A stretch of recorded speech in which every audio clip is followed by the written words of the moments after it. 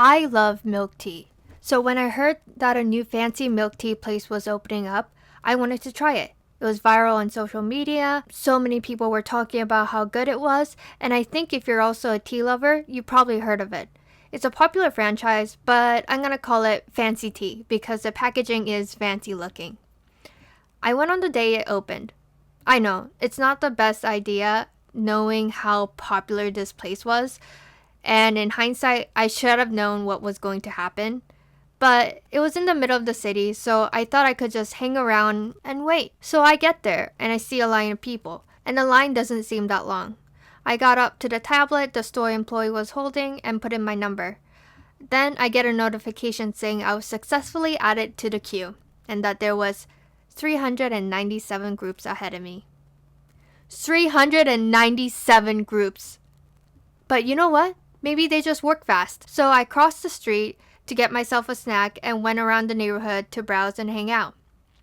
After 30 minutes, I checked my phone for updates, and the numbers, they weren't going down.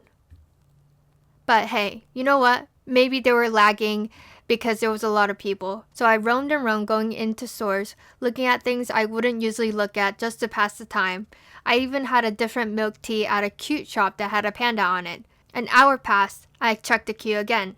10 groups have passed in the span of an hour. This shop closes at like 10 p.m., so there was only a few hours of operation left for them. I remember walking to my bus stop. I saw my bus approaching, and I told myself, if I can catch this bus, I'll just go home.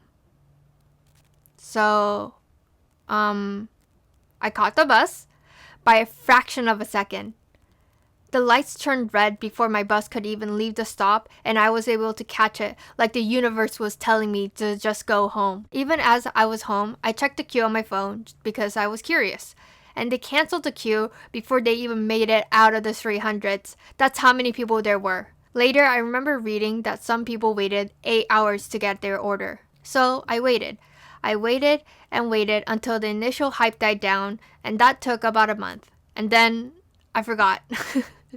So, took a couple more months, but this time I was able to get my fancy tea, so I'm gonna try it. I got the one that says roasted and heavy, and that sounds good to me. It's okay. Thanks for listening to my journey to get milk tea.